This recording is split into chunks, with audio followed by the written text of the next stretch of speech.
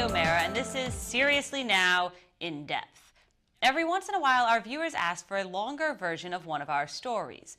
This week, we are pleased to present Dr. Michio Kaku's How the Physics Can Predict the Future in its entirety. This speech was given at the Hillside Club in Berkeley last February, and we'd like to thank KPFA and Dr. Kaku for allowing us the opportunity to bring you this valuable talk. My name is Philip Muldery. I'm going to be hosting this evening. I host the Sunday show on KPFA and a few years back the morning show for a couple of decades. I have a special warm spot in my heart for Michio Kaku, and it's such a pleasure to see this place full, 800 people turning out for Michio Kaku. So he is actually a very high-end theoretical physicist, and his field is he's co-founder of string field theory. So he works on that as his day job, and the rest of the time he's been doing a lot of media, not just Explorations, his program that airs every Tuesday afternoon at 2 on KPFA, but he has been discovered by BBC, the Discovery Channel, the Science Channel. He is a very busy man, producing video documentaries and series on TV. New York Magazine has named him one of the 100 smartest people in the city of New York. So,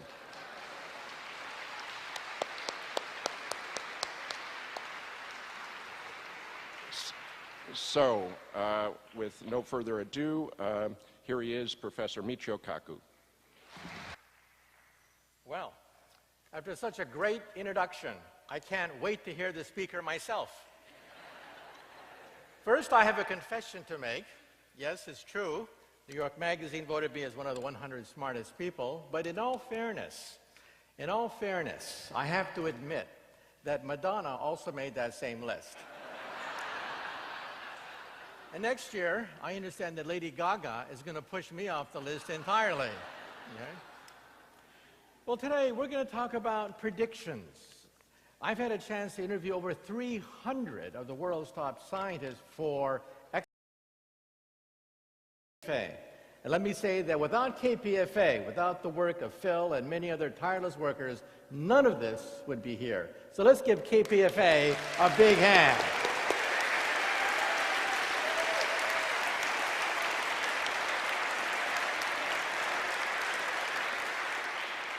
Well, I'm a physicist.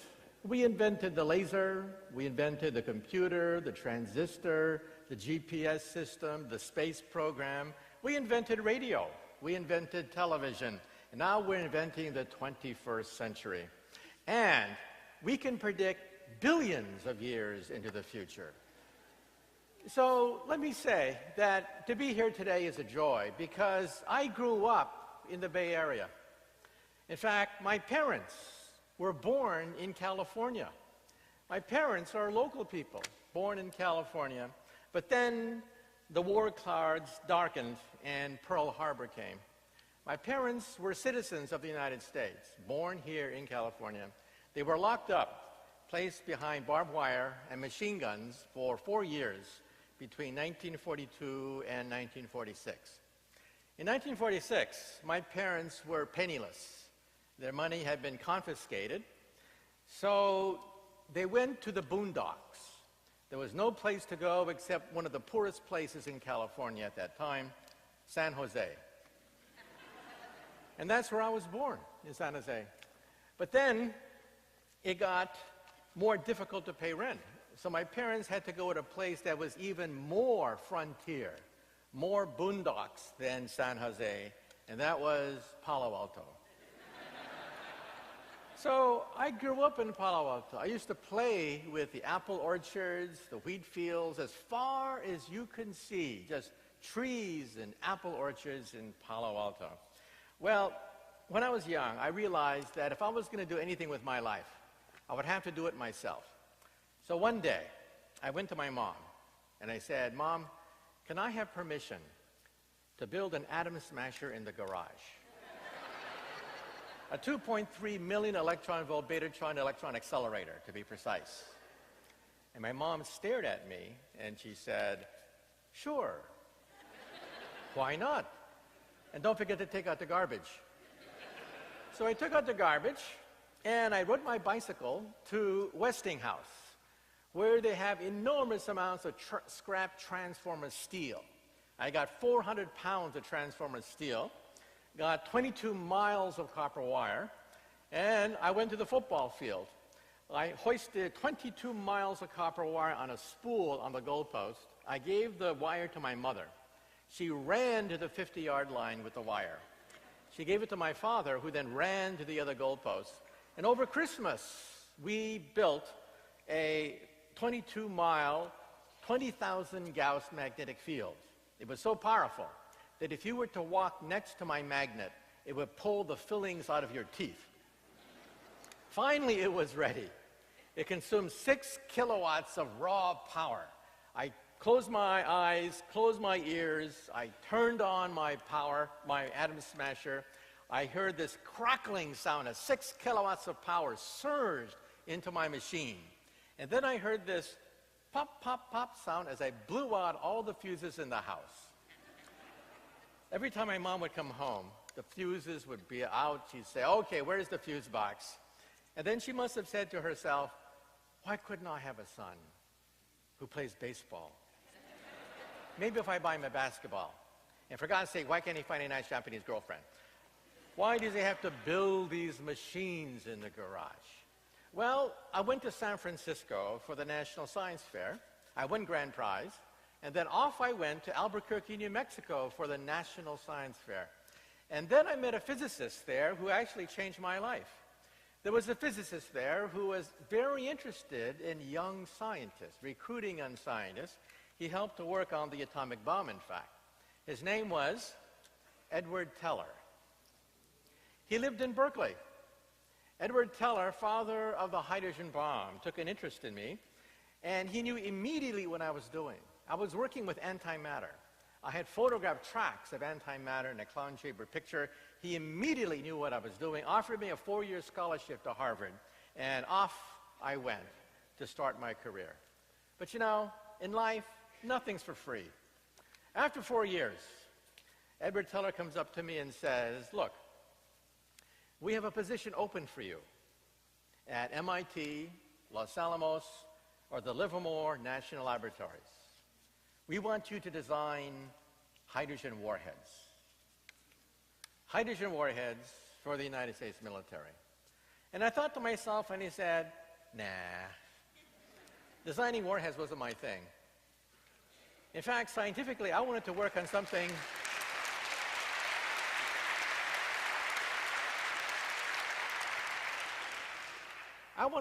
even a bigger explosion, the Big Bang." But I didn't go to Los Alamos. I didn't go to Livermore because of the Vietnam War. There was a war going on. 500 GIs were dying per week. It was merciless. One day after graduating from Harvard, I was at Fort Benning, Georgia, singing, "I want to go to Vietnam, I want to kill a Charlie Kong." That was what you sang at Fort Benning, Georgia in 1968. Well, I got a deferment for a while to get my PhD. I came to Berkeley. I was very confused. I had spent all my life on this single-minded pursuit, trying to complete Einstein's dream of a theory of everything. Ever since I was a child, I've been fascinated by the quest of Einstein to find an equation 1 inch long that would allow us to, quote, "read the mind of God." That is what I do for a living. But back then, in the darkest days of the Vietnam War, I was here at Berkeley, confused.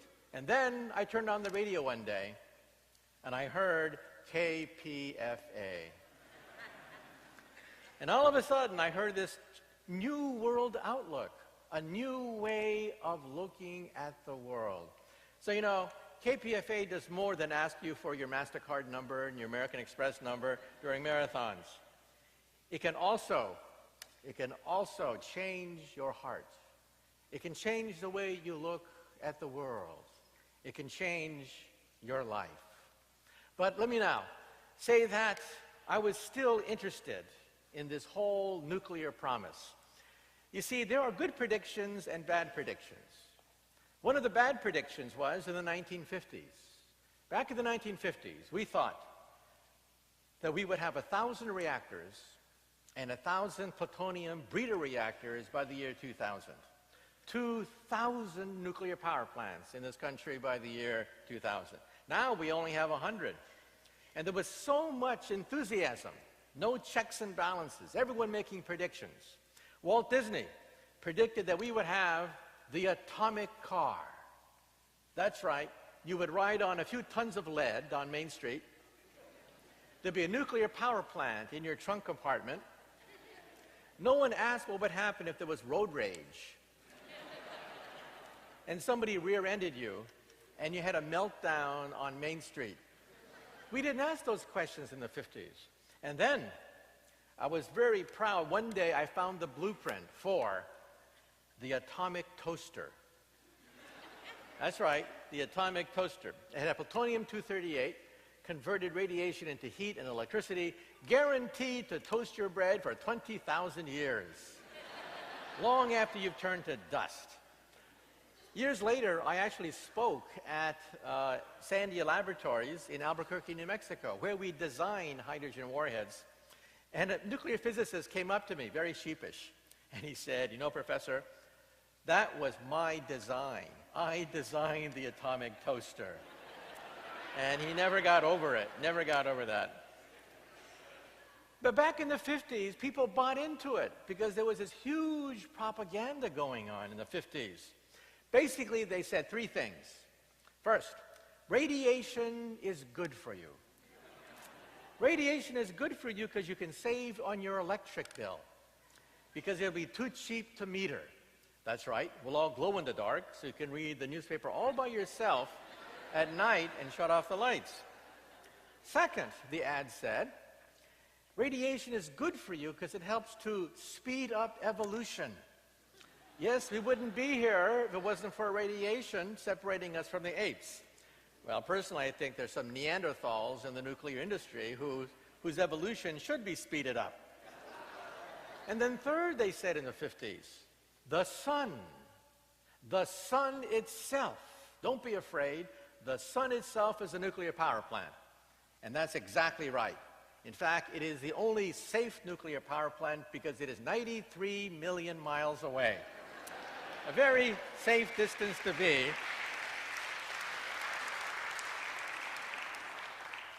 Well, the atom is not evil. It's not that the atom is evil. It's that nuclear energy is an unfinished technology. Look at the nuclear waste problem. President Barack Obama has canceled the Yucca Mountains nuclear waste dump. There's no place to put nuclear waste. So what do we have? In the United States, we have the biggest case of nuclear constipation in the world. All this nuclear waste backing up at all these nuclear sites. Now, some nuclear physicists say we can reprocess the waste. We can extract usable material from the nuclear waste. And it's relatively safe. In fact, one physicist has challenged Ralph Nader to an eating contest. This physicist will eat as much reprocessed nuclear waste as Ralph Nader will eat of concentrated nicotine. Eat nuclear waste. I call this the gourmet school of nuclear waste disposal. And friends, we have finally found a solution to the nuclear waste problem. Feed it to those physicists who think that it's so safe that you can eat nuclear waste. Well, in California, we have two nuclear power plants, one in Diablo Canyon near San Luis Obispo, but one outside San Diego, right near Los Angeles, the San Onofre nuclear power plant. I did some research about the San Onofre plant. There are two units there. They were supposed to be carbon copies of each other, but when they built it, they read the blueprint wrong. They thought they were mirror images of each other rather than carbon copies of each other. So they installed the reactor 180 degrees backwards at San Onofre. San Onofre became the laughingstock of the industry. It is the only nuclear power plant installed backwards in the United States. Well, what did they do? They simply ran all the control rods backwards, the software backwards. Everything runs backwards at San Onofre as a consequence. So we have this backwards nuclear power plant. But that's not all. I think the priorities of the industry are also backwards. Their heads are screwed on backwards, putting short-term profits ahead of the interests of the American people. And now let me say a few things about Fukushima. It was said that a meltdown could not happen in Japan because A, they have the world's best seismologists. They study earthquakes in Japan. Yes, Japan is riddled like California. It's riddled with with faults, just like California is, but they have good building codes, they said. And so the Japanese will never have to worry about a meltdown because they have the best seismologists, the best construction of gigantic skyscrapers. Boy, were they wrong. The latest from Fukushima is, and I was shocked when I saw this hit the wire service just 2 weeks ago. We know there have been partial meltdowns before. 3 Mile Island, Chernobyl. The core collapses, but still some of it is intact. It's a partial meltdown. The latest result from Fukushima is the nuclear power plant suffered a 100% liquefaction. The core completely liquefied. There's nothing left. There's no hulk. There's no remaining collapsed core. The core completely liquefied. So the core is inside the vessel. The core liquefies and spills onto the bottom of the vessel. Then it eats through the vessel. That's 8 inches of carbon steel. The liquid uranium, liquefied, melts right through 8 inches of carbon steel, plunges then onto the bottom of the containment. That's the last resort before you get a full-scale Chernobyl. You get a breach of containment, steam explosion, and then you lose northern Japan. Why didn't Fukushima undergo a full-scale Chernobyl? We now know the answer to that. We have the detailed logs, minute by minute now, of what happened at Fukushima. What happened was, one engineer saw the reactor melt. He realized there was only one thing left to do, and that is open the floodgates and allow the Pacific Ocean to smother the core in seawater. But that would destroy the reactors with corrosive liquid. So the utility said, no, over our dead body, are you going to flood the reactor with the Pacific Ocean? Because we want to restart these reactors afterwards. Well, this nuclear operator, he realized, hey, the core is gone. There's no way you can salvage it. He had a direct order not to open the valves to allow seawater in. What did he do? He disobeyed orders. He disobeyed orders. There was only one correct decision made in the few days after that horrible tsunami. One correct decision. This one operator is now a hero. He decided to go against orders, flood the reactors with the Pacific Ocean seawater. He saved northern Japan from complete destruction. Amazing. A tale of heroism. Now also the latest results are, this was announced about 3 weeks ago, the cleanup operation at Fukushima will take 40 years. It will take 40 years. 3 Mile Island took 14 years to clean up. 14 years to clean up 3 Mile Island. Chernobyl, it's been 25 years, and they still haven't cleaned it up. You know the Chernobyl core is still melting into the earth? It's still melting into the earth. It's a never-ending nightmare. Eventually, they're going to have to put concrete under the melted core to prevent it from hitting groundwater and creating perhaps a steam explosion. Well, it's been 25 years for just one unit at Chernobyl. Here we have 3 units, plus 2 other units that were corrupted. So we have 40-year cleanup operation. And what about those seismologists who said that, hey, don't worry about it, we're not going to have a big one? Well, you probably saw this in the wire services. CNN picked it up. It was in BBC News. At Tokyo University, they've done a reanalysis of the earthquake faults around Tokyo. Forget Fukushima now. Now we're talking Tokyo. The latest result is, within the next 4 years, there is a 70% chance of a Tokyo earthquake infinitely bigger than the damage created by Fukushima. Let me say this again. On BBC News and CNN, it was reported that there is a 70% chance of a massive earthquake hitting Tokyo within the next 4 years. When that happens, then we may see the destruction of a great industrial nation because there's a nuclear power plant next to Tokyo. Think of the damage that could occur. So how did we get into this mess? Because predictions have to be taken very seriously. Those are the bad predictions that got into this mess. However, today, I'm going to talk about a different set of predictions. Predictions that give us hope. Predictions that will empower us. Predictions that will make us healthy, vigorous. Predictions that can empower us into the century. Well, I'm proud to say that Physics of the Future is a New York Times bestseller, hit number 6 on the New York Times bestseller list. When was the last time you saw the word physics on the New York Times bestseller list? But my previous book, next slide, Physics of the Impossible, was also a New York Times bestseller, hit number 7 on the New York Times bestseller list. It talks about not just the next 50 to 100 years. My previous book takes you 1,000 years into the future. What about starships? The possibility of time travel? What about teleportation? What happens if you can go backwards in time and meet your teenage mother before you're born, and then she falls in love with you? Well, you're in deep doo-doo when that happens. And what happens when we can teleport Captain Kirk? And then we have this carbon copy of Captain Kirk over there. Same expressions, same jokes, selling Priceline too. So that's Physics of the Impossible, my previous book. But let's move on. Some people say, why science? Why is science so important? Well, science is ultimately the source of wealth. Yes, workers create wealth. Yes, entrepreneurs create wealth. But ultimately, all wealth can be traced to science.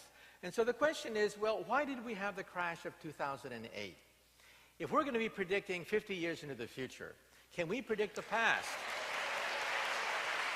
There we go. Great. I knew we'd get it. So the question is, why did we have the crash of 2008? Well, millions of words have been written about it. Let's take a look at it from the point of view of science. What does science say about the crash of 2008? Well, first of all, science is the origin of wealth.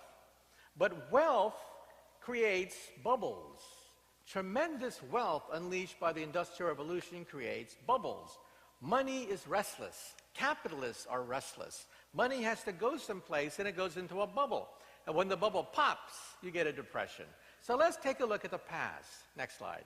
Let's go back to the year 1800. In the year 1800, we physicists worked out the thermodynamics of steam engines. We could predict with mathematical accuracy the output of a locomotive. So that created the Industrial Revolution. All of a sudden, we had steam power generating textile mills, locomotives, machines, factories. That created the wealth of the Industrial Revolution. But that wealth had to go someplace. Where did the wealth go? It went to locomotive stocks on the London Stock Exchange. A huge bubble began to appear on the London Stock Exchange as everyone was speculating in railroad stocks. It was unsustainable. The bubble popped in 1850, creating the first of a series of big crashes of capitalism. In fact, this is the birth of Marxism. Marxism is a direct outgrowth of the crash of 1850 as theorists began to ask the question, what happened? Why did we have this crash and so much human suffering? Next slide. Well, we physicists worked out the thermodynamics of steam power, but then we were restless. We worked out the dynamics of electricity. The dynamics of electricity and also the automobile. That created enormous wealth at the turn of the last century. Utility stocks, automobile stocks went right through the roof. A bubble occurred. A huge bubble occurred 80 years after the crash of 1850.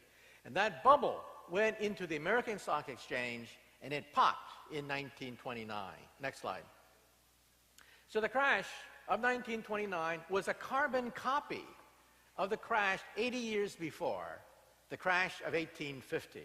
Well, you'd think we'd learn something there, right? But oh no, the capitalists took advantage of the next invention that we physicists created. Bigger than steam power, bigger than electricity, and that is the transistor, the laser, and high technology. Next slide. 80 years later, almost to the dot, another bubble forms on, this time, the real estate market, created by the vast wealth created by high technology, GPS, the space program, MRI scans, television, radio, telecommunications, all of it created by physicists. That bubble popped just a few years ago. 80 years apart. 1850, caused by the power of steam. 1929, created by electricity and the steam and the gasoline-fired motor. And then 2008, wealth created by high technology. Next slide. So the next question that we're going to ask today is, what is the fourth wave?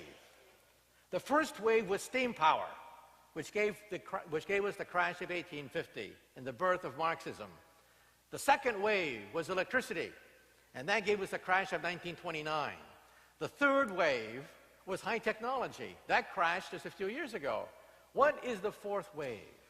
Well, we think the fourth wave is going to be a combination of biotech, artificial intelligence, and nanotechnology. And if this is true, we'll probably have another crash 80 years from now. So your grandkids may see another crash in the year 2090. Next slide.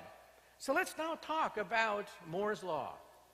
Moore's Law is a prediction that extends, we think, to the next 10, 20 years. For the past 50 years, computer power has been doubling every 18 months. Today, if you get a birthday card in the mail, you open it up, and it sings happy birthday to you. You open it up, and it sings happy birthday to you. There's a chip. There's a chip in that birthday card. That chip has more computer power than all the Allied forces of 1945. Hitler, Stalin, Churchill, Eisenhower would have killed to get that chip. And what do you do with that chip? You throw it away in the garbage. When I see the pictures, 1969, of sending men to the moon, your cell phone today has more power, more computer power than all of NASA in 1969, right in your cell phone. And when I see these old videos, I see 64K processors used by NASA back then. Oh my God, 64K I wouldn't go in that tin can. You're not going to put me in a moon rocket being backed up by 64K processors. They only belong in a museum piece. Okay, that's how powerful your cell phone is. Next slide. So we physicists helped to assemble the internet. Now the internet could have been Big Brother. It could have been a force of repression because it was designed to fight a nuclear war. We physicists were given a direction from the Pentagon. Create a warfighting device that would allow us to maintain control during a nuclear war. That's why the internet has no road signs, no sensor, no nothing. It's just an open road. It could have become Big Brother. But then in 1989, something magical happened, absolutely earth-shaking. In 1989, the National Science Foundation gave the internet away for free. All the codes, all the passwords, all the networks, they just gave it away in 1989 because the Soviet bloc had broken up. So today, the internet is no longer male-dominated. It's not about dominating. It's not male-dominated. The internet today is basically female. It's about touching people. It's about reaching out. It's about empowering people. It's about democracy. So this force that could have been used to create a big brother instead has unleashed the power of democracy. Next slide. So where are we going to find the internet of the future? Well, let's look at some of the gadgets that you will have in the future. In the future, you will have the internet, for example, everywhere, including your wristwatch and your eyeglasses. This is coming very fast. Google already has prototypes about to be marketed. You will put on your glasses, and the glasses will recognize people's faces. So how many times have you bumped into somebody and you say, I know this person. Who is this person? Jim, John, I know this person, right? In the future, your glasses will say, it's Jim, stupid. You met him last year. This is the 5th time I've had to remind you that it's Jim, your old friend. And look, these glasses could be really useful. Let's say you're looking for a job. Everyone's looking for a job these days, right? You're at a cocktail party. You don't know who the heavy hitters are. In the future, you will know exactly who to suck up to at any cocktail party. You'll always know who you're looking at. Next slide. And eventually, children will love this technology. They're going to have internet glasses because all their friends have it. You realize that children are one of the great motivating forces behind computer technology. Not so much the Pentagon. The Pentagon used to be the main driving force behind chips. Now, it's children. Because video games is bigger than all of Hollywood. Let me repeat. Video games are bigger than all Hollywood movies put together.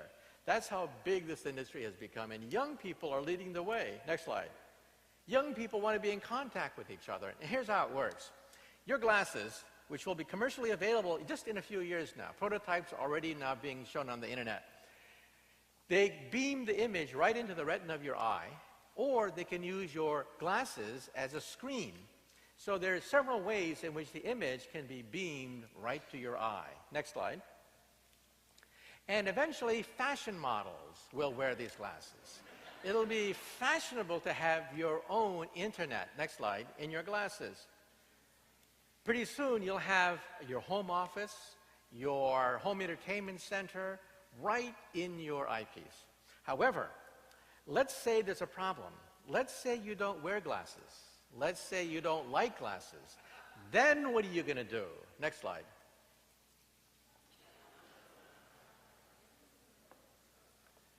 We will put the internet and the knowledge of the entire planet Earth in your contact lens. This is a prototype of the future, internet contact lenses. You blink and you go online. And who will be the first to buy these? Berkeley students studying for final examinations. They will blink, and all the answers will be right in their contact lens. This means that we professors have to stress concepts and principles rather than the parts of a flower or the chemical elements. You'll get that just by blinking, okay? Who's the second person to buy these internet contact lenses? President Barack Obama, so that he won't have to use teleprompters anymore.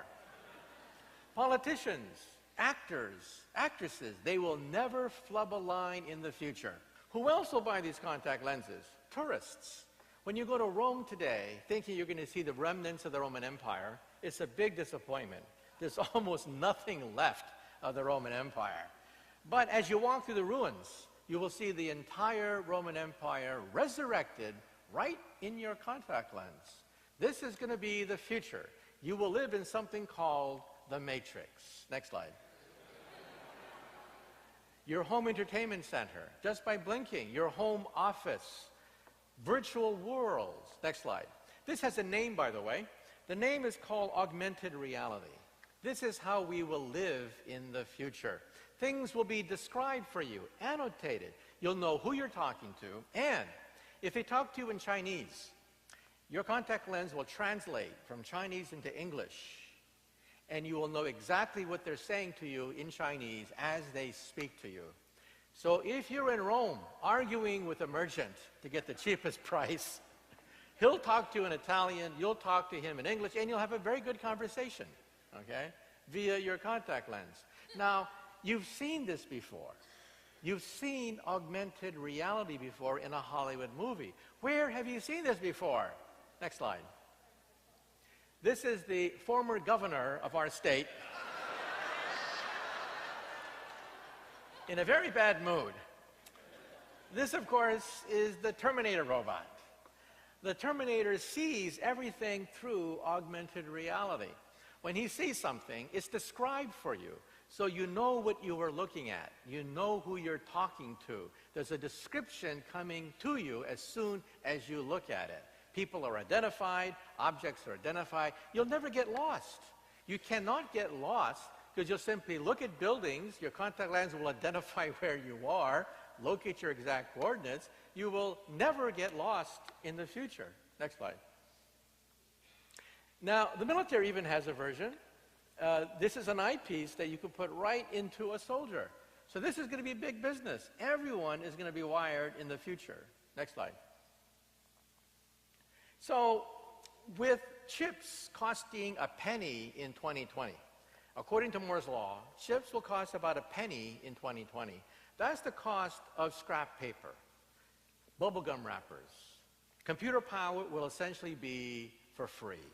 The future of the computer is to disappear because chips will blend into the environment. So for example, where do we have electricity today?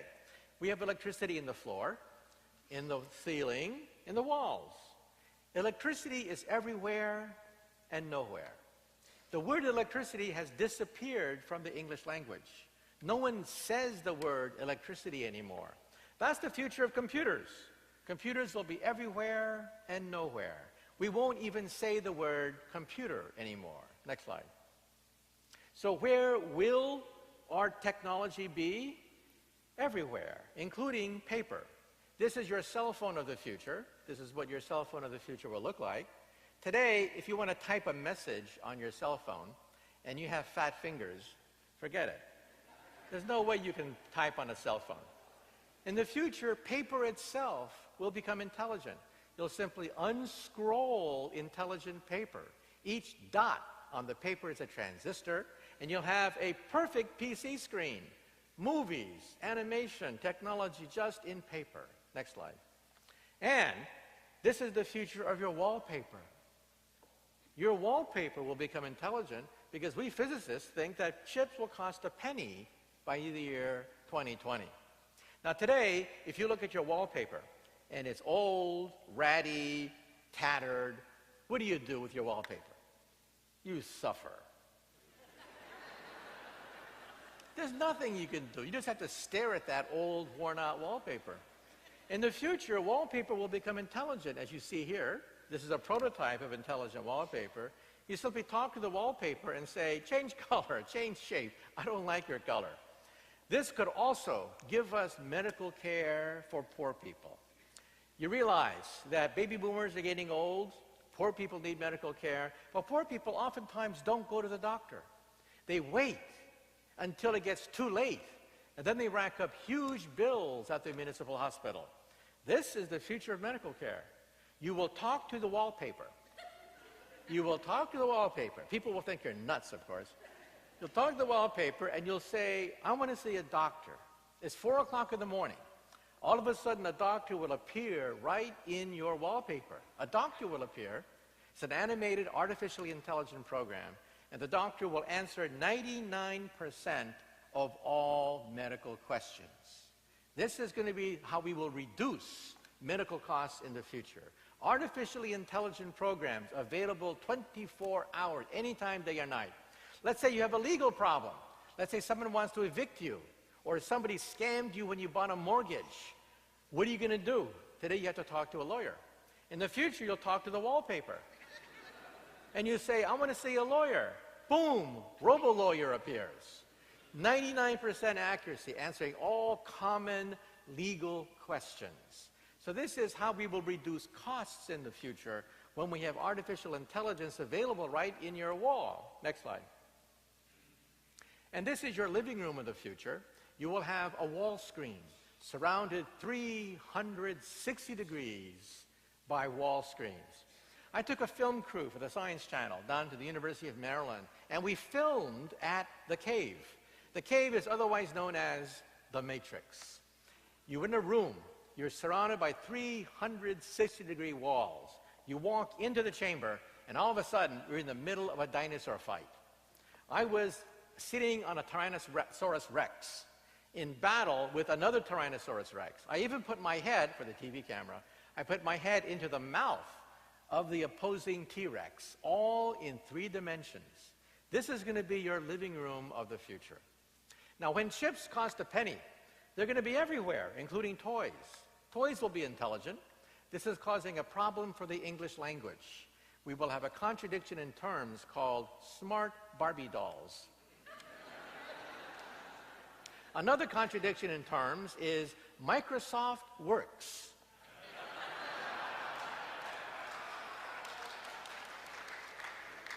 That is also a contradiction in terms. So this technology that surrounds you everywhere, some people say, well, it's kind of intimidating. I mean, it's cold, it's mechanical. But you realize that if you went to a nursing home 15 years ago, it was very sad visiting a nursing home. People would just dump their mothers and fathers to a nursing home, just waiting for them to die, nothing to do in a nursing home. It was very sad. If you visit a nursing home today that's all wired up, things are popping at nursing homes. Everyone's wired up. They play bridge games with somebody in Russia, somebody in Australia. Hobbyists can talk to hobbyists from around the world because the internet is basically female. It's about touching people. So old people love the internet. Also, young people. Let's say you're at Berkeley and it's Friday night and you have no date. We all know what you do. You get stone drunk. In the future, you simply go to the wall and say, "Mirror, mirror on the wall, who's available tonight?" And it sets you up. The wall already knows the kind of characteristics you like. And then you go to a movie with your date, and afterwards you say to the wall, "Mirror, mirror on the wall, we want to see Casablanca, except remove Humphrey Bogart's face and put my face instead." And in the future, you may even sign up for a dating service so that your contact lens will identify people in a room who have also signed up for a dating service, and their faces will light up. So as you go to the mall, as you go to class, you will see faces light up that are available and willing and interested. I tell you, man, this is big. It's going to change everything. Next slide. And it's coming very soon. Now, in this picture here, we have 3-dimensional television without glasses. Now, you may say to yourself, well, that's impossible. You need glasses to see 3D. Those clunky glasses, one lens is red, the other lens is blue. Polarized glasses that are real heavy. Nope. We physicists figured out how to make 3-dimensional television without glasses. This is how you will enjoy yourself at night. How does it work? The screen is where the magic takes place. The screen has thousands of vertical lines, invisible vertical lines. Each vertical line shoots an image into the left eye and the right eye, giving you 3 dimensions. And on the left of the slide, you see the future of glass. Even glass will be intelligent in the future. If your window looks out over the city dump, you don't have to suffer anymore. You simply talk to the glass and say, "Please change," and boom, you're looking at the Taj Mahal. Next slide. And this is your office of the future. You will have what are called scrap computers. You'll simply scribble on a pad. The pad is connected to the internet, and then you throw it away. It only costs a penny. And then you walk from room to room, and the scribble follows you. Your files follow you from room to room, room to home. Where are your files? In the cloud. So in the future, computation will be done in the cloud. And you will pay a monthly cloud bill, just like you pay a monthly electricity bill. So how do we pay for electricity? We meter electricity. We don't see electricity. It's everywhere and nowhere. That's how computer power you will pay for.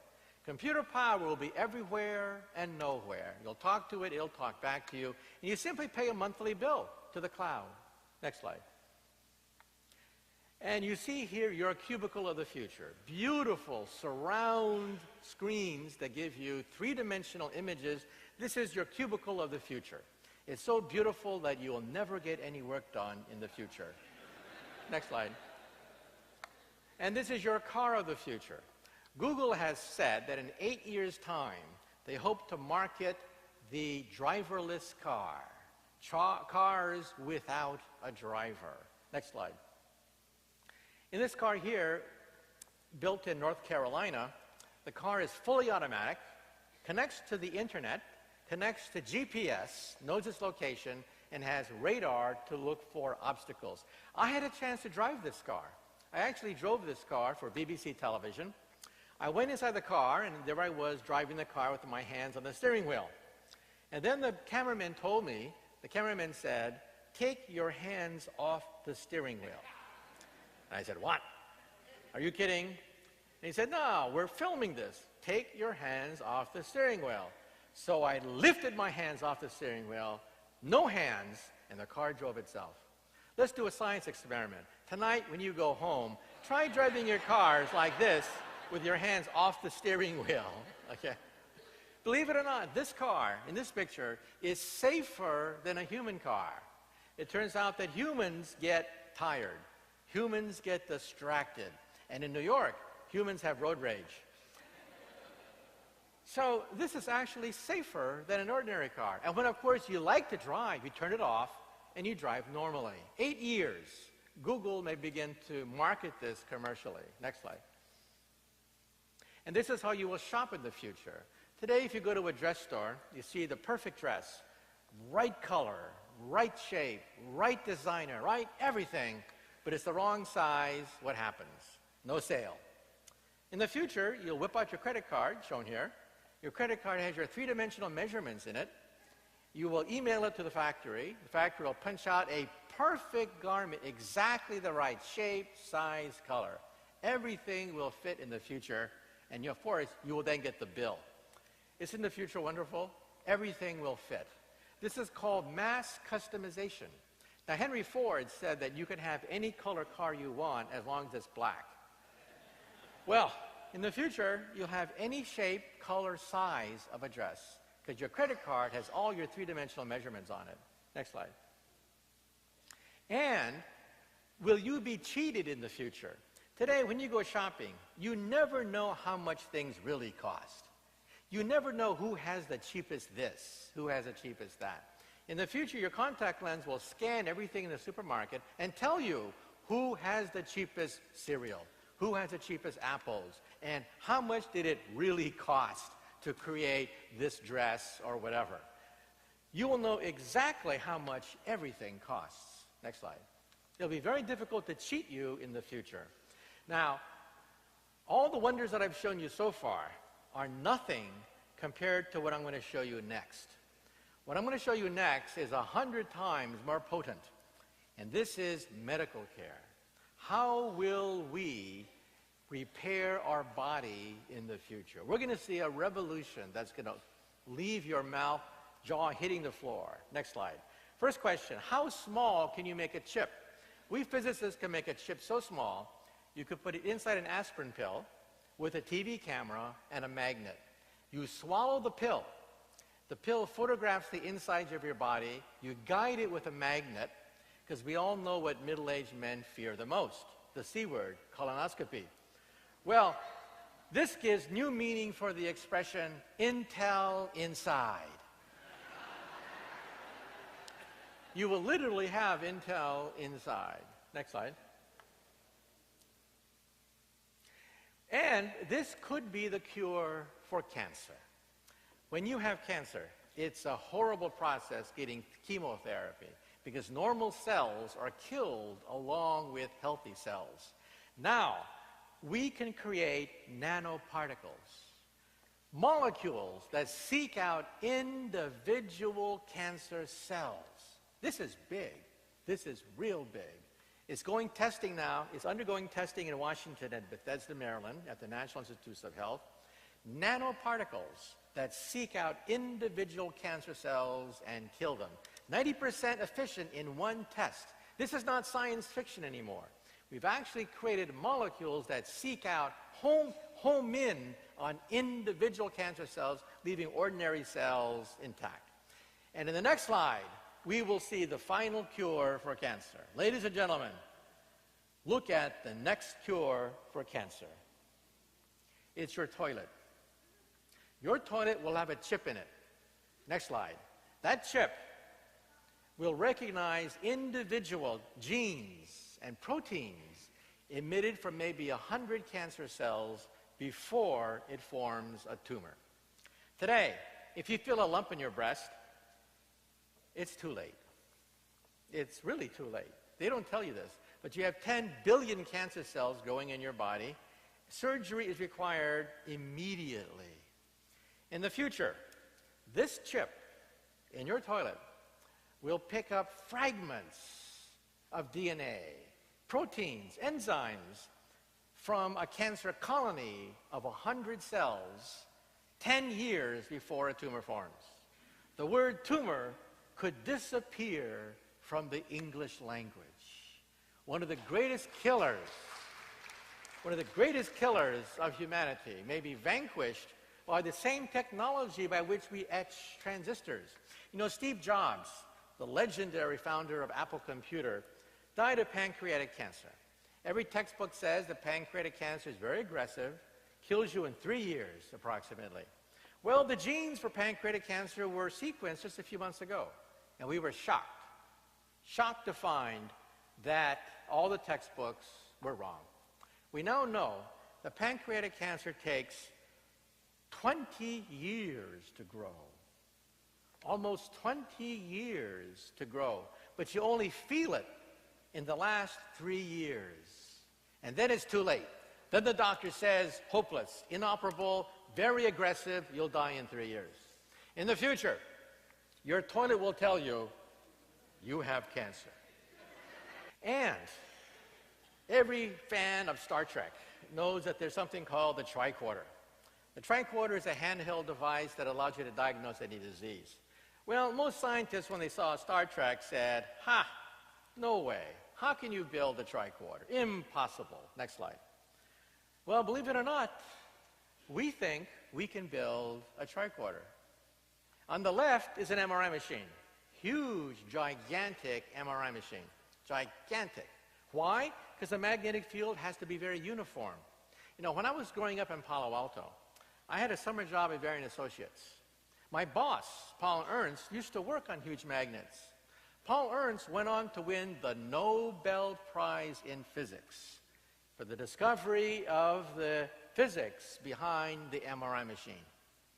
Now, on the right is the world's smallest MRI machine. It is the size of a briefcase. Why is it so small? Because computer power compensates for an irregular magnetic field. You don't need a huge magnetic field anymore. Computers will compensate for that. And how small can you make this magnetic field, and how small can you make the MRI? The size of a cell phone. This is the tricorder. We will have a tricorder in your living room. So in the future, if you feel ill at 4 o'clock in the morning, you go to the wall, you talk to it, RoboDoc appears, and RoboDoc says, oh, we have to do a scan of your insides. No, you don't have to go to the hospital. You go to your medicine cabinet, take out a cell phone, MRI scan your body, and then just email it to eDoc inside the wallpaper. This is going to change everything. Next slide. And then the next question is, what about our DNA scan? Well, the first person to have their DNA scanned, it cost $3 billion. $3 billion to scan the first person, James Watson, for DNA. You know how much it costs today to have your DNA scanned? $1,000. You can have all your genes scanned for just $1,000. In the future, it'll be $100. This is your owner's manual. In your living room, you have an owner's manual for your VCR, your iPad, your iPod. Everything has an owner's manual, except one thing. You. You have no owner's manual. You will have this for $100. Next slide. And what are we going to do with it? We will grow organs of the body. This is an ear. It's an ear made out of plastic.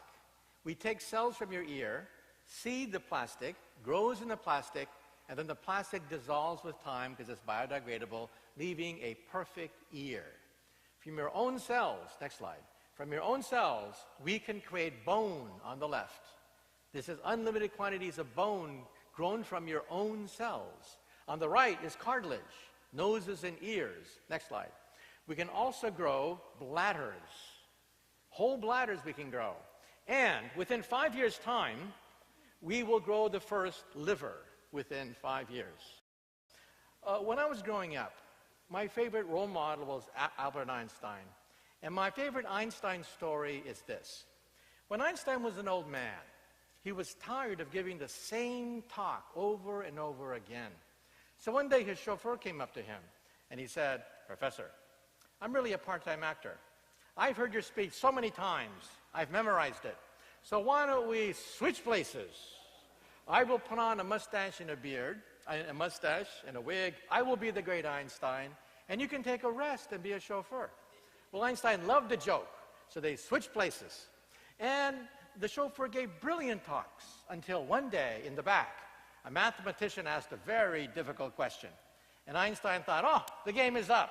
But then the chauffeur said, "That question is so elementary that even my chauffeur here can answer it for you." So thank you so much. You've been a great audience.